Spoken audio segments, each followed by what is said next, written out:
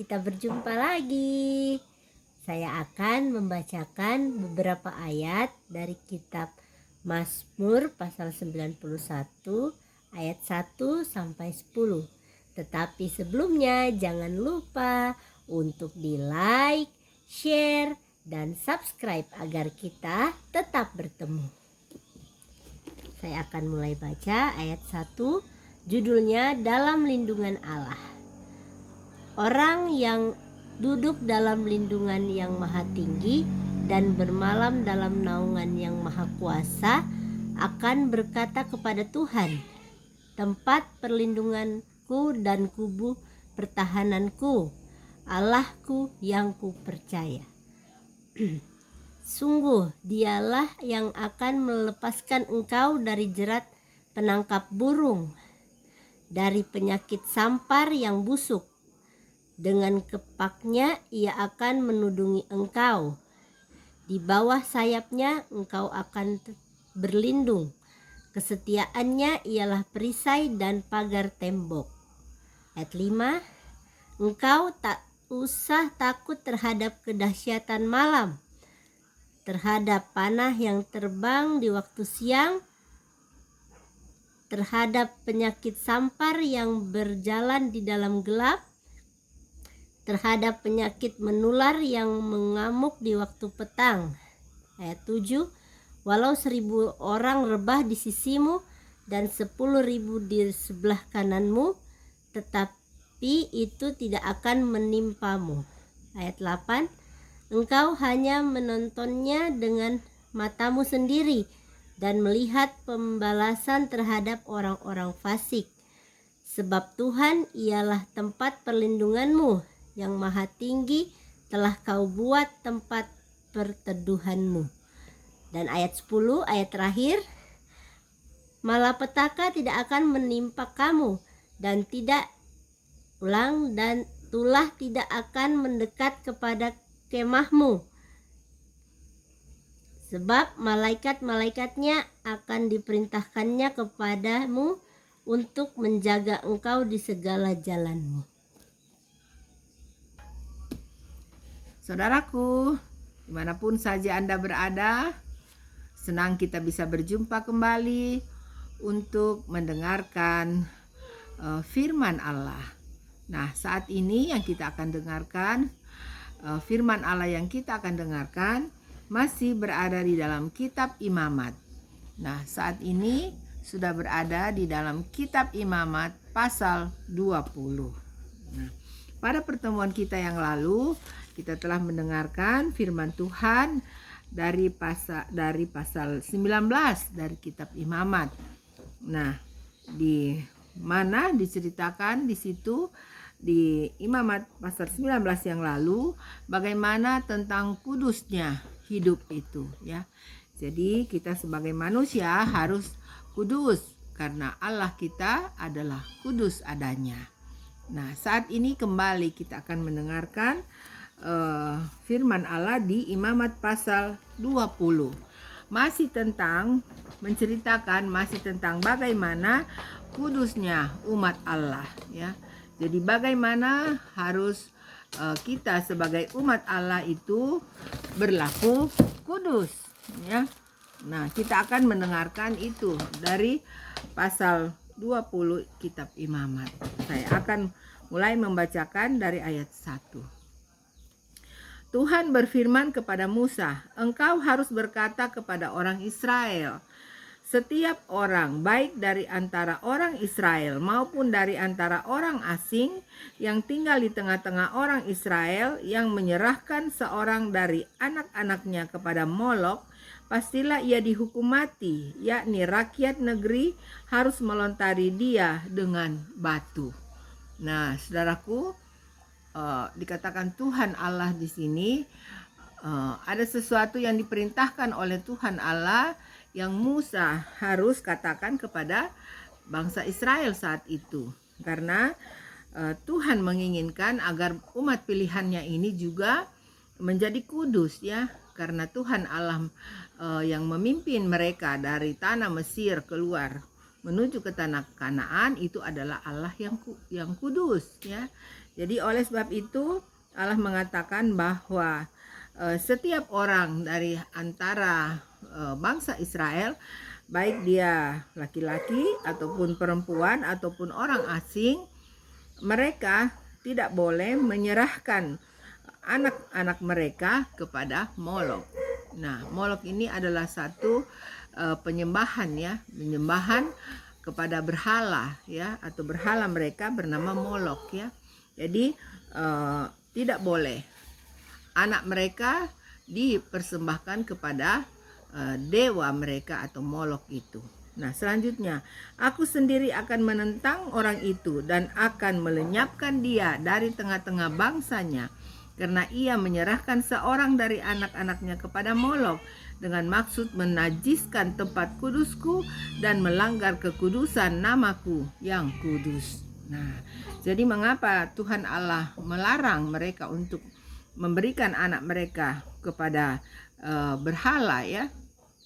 Karena dikatakan itu akan menajiskan tempat kudus Tuhan dan melanggar kekudusan nama Tuhan. Nah, kemudian ayat 4. Tetapi jikalau rakyat negeri menutup mata terhadap orang itu ketika ia menyerahkan seorang dari anak-anaknya kepada Molok dan tidak menghukum dia mati, maka aku sendiri akan menentang orang itu serta kaumnya dan akan melenyapkan dia dari tengah-tengah bangsanya dan semua orang yang turut berzina mengikuti dia, yakni berzina dengan menyembah Molok. Nah, jadi apabila mereka yang menyembah kepada berhala atau memberikan anak mereka kepada berhala, mereka itu berzina, ya, karena hanya kepada Tuhan Allah sajalah yang harus disembah, ya. Jadi bukan kepada berhala yang tidak tahu apa-apa itu, ya, atau ciptaan itu. Jadi Tuhan Allah sangat marah, dan apabila saudara mereka atau orang mereka atau bangsa Israel tidak menghukum akan orang yang memberikan penyembahan kepada Molok ini, maka dikatakan Tuhan Allah sendiri yang akan turun untuk melenyapkan orang tersebut, ya. Jadi sangat fatal, ya, akibat daripada melawan akan perintah Tuhan Allah ini. Nah, selanjutnya ayat 6. Orang yang berpaling kepada arwah atau kepada roh-roh peramal, yakni yang berzina dengan bertanya kepada mereka, aku sendiri akan menentang orang itu dan melenyapkan dia dari tengah-tengah bangsanya. Maka kamu harus menguduskan dirimu dan kuduslah kamu, sebab akulah Tuhan Allahmu.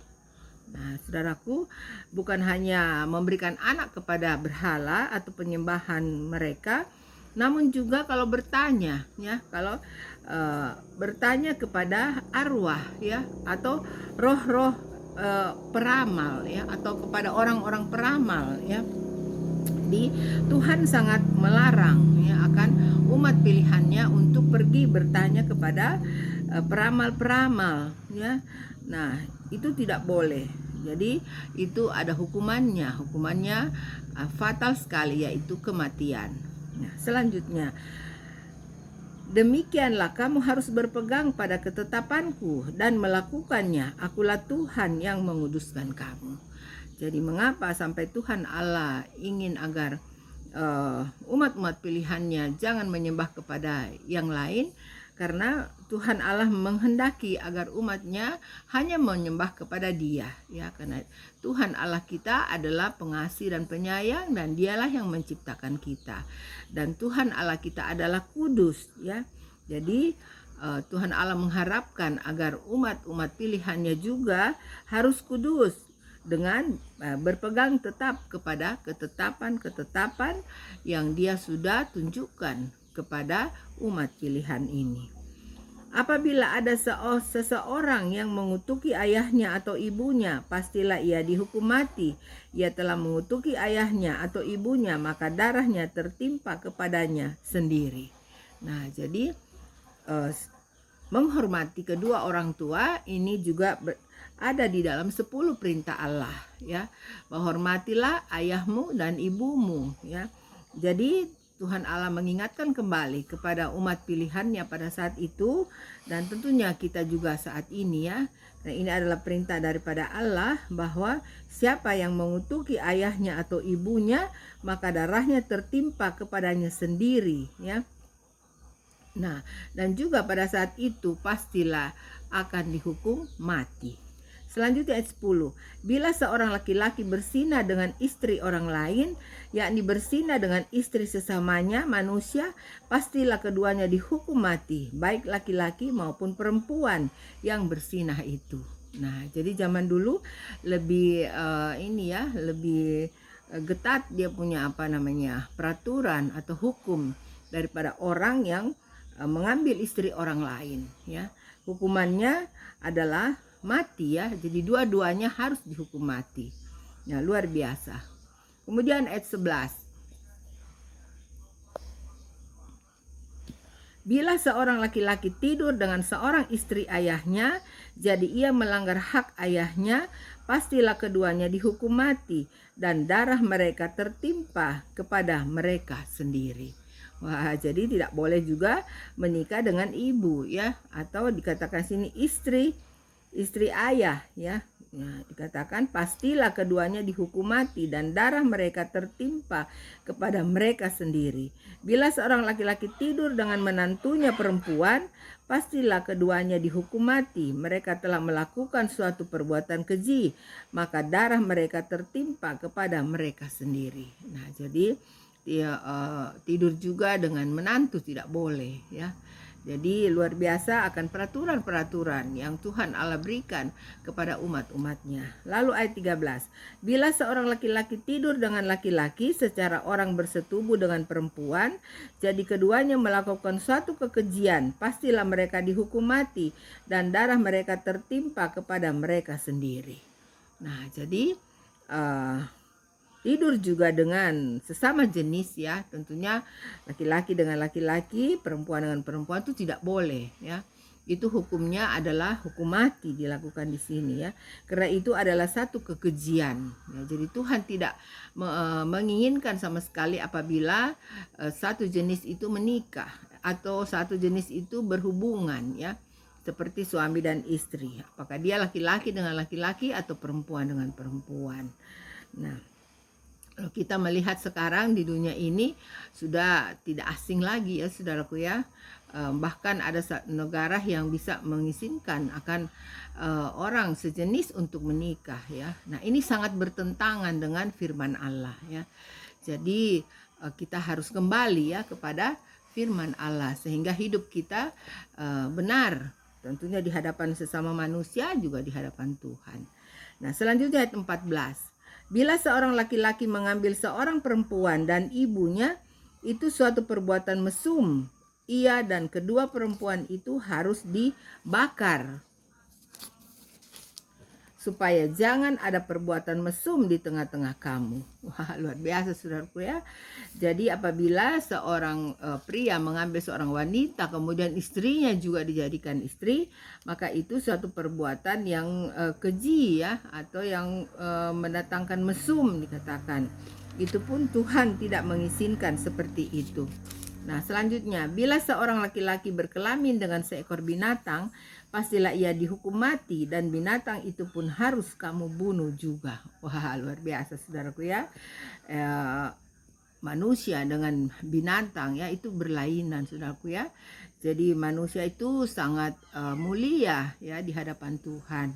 Dan binatang itu ya binatang ya. Jadi memang tidak boleh kalau manusia berkelamin dengan seekor binatang, sangat keji dan Tuhan tidak menghendaki seperti itu.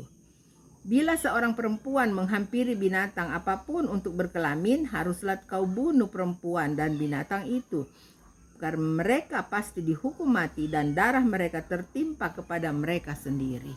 Nah, jadi sangat keras ya. Perintah-perintah Tuhan ini tidak boleh dilanggar, karena kalau dilanggar satu maka akan fatal akibatnya, yaitu kematian. Selanjutnya ayat 17. Bila seorang laki-laki mengambil saudaranya perempuan, anak ayahnya, atau anak ibunya dan mereka bersetubuh, maka itu suatu perbuatan sumbang dan mereka harus dilenyapkan di depan orang-orang sebangsanya. Orang itu telah menyingkapkan aurat saudaranya perempuan, maka ia harus menanggung kesalahannya sendiri. Nah, jadi merasa juga birahi terhadap saudara ya. Apa yang laki-laki misalkan ini mempunyai saudara perempuan yang cantik, kemudian dia birahi terhadap adiknya ini atau saudaranya ini, maka tidak boleh ya. Nah, itu adalah satu kekejian bagi Tuhan ya. Nah, kemudian ayat 18. Bila seorang laki-laki tidur dengan seorang perempuan yang bercemar kain, jadi ia menyingkapkan aurat perempuan itu dan membuka tutup lelerannya, sedang perempuan itu pun membiarkan tutup leleran darahnya itu disingkapkan, keduanya harus dilenyapkan dari tengah-tengah bangsanya. Janganlah kau singkapkan aurat saudara perempuan ibumu atau saudara perempuan ayahmu, karena aurat seorang kerabatnya sendirilah yang dibuka dan mereka harus menanggung kesalahannya sendiri. Selanjutnya ayat 20. Bila seorang laki-laki tidur dengan istri saudara ayahnya, bila seorang laki-laki tidur dengan istri saudara ayahnya, jadi ia melanggar hak saudara ayahnya. Mereka mendatangkan dosa kepada dirinya dan mereka akan mati dengan tidak beranak. Wah, luar biasa ya saudaraku ya. Jadi kita harus memang benar-benar memperhatikan firman Tuhan dengan baik ya. Kemudian ayat 21. Bila seorang laki-laki mengambil istri saudaranya, itu suatu kecemaran karena ia melanggar hak saudaranya laki-laki dan mereka akan tidak beranak. Demikianlah kamu harus berpegang pada segala ketetapanku dan segala peraturanku, serta melakukan semuanya itu, supaya jangan kamu dimuntahkan oleh negeri kemana aku membawa kamu untuk diam di sana. Janganlah kamu hidup menurut kebiasaan bangsa yang akan kuhalau dari depanmu, karena semuanya itu telah dilakukan mereka sehingga aku muak melihat mereka. Nah, jadi ternyata bangsa Israel dibawa oleh Tuhan ke tanah Kanaan, ternyata orang-orang itu sudah jahat, saudaraku ya. Mereka sudah melakukan semua ini dikatakan. Jadi umat pilihan Tuhan yang Tuhan hantar sendiri untuk masuk ke tanah Kanaan sudah diperingatkan ya. Jangan sekali-sekali mengikuti akan cara-cara atau tata cara orang-orang di tanah Kanaan yang tidak sesuai dengan firman Allah. Jadi ini adalah satu peringatan yang keras bagi umat pilihan Allah pada zaman itu. Tetapi kepadamu aku telah berfirman, kamulah yang akan menduduki tanah mereka, dan akulah yang akan memberikannya kepadamu menjadi milikmu, suatu negeri yang berlimpah-limpah susu dan madunya. Akulah Tuhan Allahmu yang memisahkan kamu dari bangsa-bangsa lain. Kamu harus membedakan binatang yang tidak haram dari yang haram, dan burung-burung yang haram dari yang tidak haram, supaya kamu jangan membuat dirimu jijik oleh binatang berkaki empat, dan burung-burung, dan oleh segala yang merayap di muka bumi yang telah kupisahkan, supaya kamu haramkan. Wah, saudaraku, jadi luar biasa ya. Jadi Tuhan Allah tetap mengingat akan firman-firman-Nya yang Dia sudah katakan dari waktu-waktu yang lalu kepada umat pilihannya. Nah, saat ini atau saat itu, pada saat mereka tetap masih berjalan menuju ke tanah Kanaan, Tuhan ingatkan kembali ya tentang makanan-makanan yang haram dengan makanan-makanan yang halal ya. Jadi ada makanan yang haram, ada makanan yang halal bagi umat pilihan Allah ya. Jadi saudaraku, kalau saya dan saudaraku merasa bahwa kita ini adalah umat pilihan Allah, berarti ini juga berlaku bagi kita. Berarti kita juga harus memilih-milih makanan ya, ada yang haram, ada yang halal. Nah, kita harus membaca itu di Imamat pasal 11 supaya kita mengetahui mana firman Tuhan yang mengatakan binatang haram dan mana yang halal, sehingga kita tidak sembarangan, saudaraku ya. Karena ingat tadi judulnya adalah manusia, didatangkan di sini tadi, kudusnya umat Tuhan ya. Jadi kalau saya dan saudaraku merasa bahwa kita adalah umat Tuhan, kita harus kudus dan kita harus memperhatikan apa yang dikatakan juga oleh Tuhan Allah. Nah, kemudian ayat 26. Kuduslah kamu bagiku sebab aku ini Tuhan, kudus, dan aku telah memisahkan kamu dari bangsa-bangsa lain supaya kamu menjadi milikku. Nah, saya berbahagia secara pribadi karena Tuhan Allah yang memilih saya, ya, yang memilih saya untuk agar supaya saya bisa menjadi umat pilihannya. Dan tentunya saya harus menjadi kudus karena saya adalah umat pilihan Allah. Jadi saya harus tentunya memperhatikan apa yang Tuhan Allah kehendaki, mana yang Tuhan Allah kehendaki, dan mana yang Tuhan Allah tidak kehendaki, yang tidak boleh saya lakukan, ataupun yang tidak boleh saya makan. Ya. Nah, selanjutnya sebagai ayat yang terakhir, ayat 27. Apabila seorang laki-laki atau perempuan dirasuk arwah atau roh peramal, pastilah mereka dihukum mati, yakni mereka harus dilontari dengan batu dan darah mereka tertimpa kepada mereka sendiri. Nah, jadi kalau ada orang yang kerasukan setan juga Tuhan marah, ya. Saudaraku mengingat bahwa ada perjalanan diceritakan dalam kitab Perjanjian Baru, bagaimana perjalanan pada saat Tuhan Yesus di dunia ini. Tuhan Yesus beberapa kali menyembuhkan orang yang dirasuk setan, ya. Jadi Tuhan menyuruh akan setan atau kuasa kegelapan ini keluar dari orang tersebut. Jadi Tuhan menyayangi orangnya, namun kuasa kegelapan Tuhan sangat marah, ya. Jadi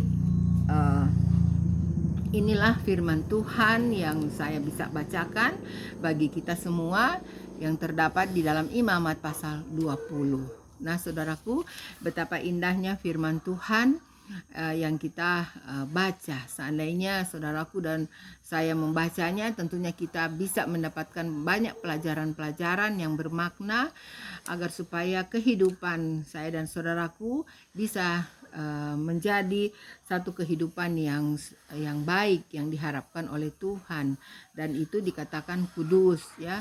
Mengapa? Karena Tuhan Allah kita adalah kudus, ya.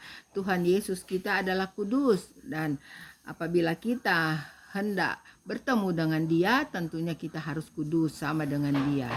Nah, saudaraku, saya yakin saudaraku juga semua ingin untuk berjumpa dengan Tuhan Allah, Tuhan Yesus pada saat Dia datang nanti. Jadi berusahalah dengan pertolongan Tuhan, rajinlah mempelajari firman Allah, membacanya dan melakukan sehingga kita semuanya layak untuk dinyatakan bisa dapat menerima keselamatan karena kita adalah umat-umatnya yang kudus. Nah, terima kasih saudaraku sudah bersama-sama dengan saya untuk mendengarkan bacaan firman Allah. Saya bacaan saya sampai di sini saja, sampai kita berjumpa kembali. God bless you. Bye.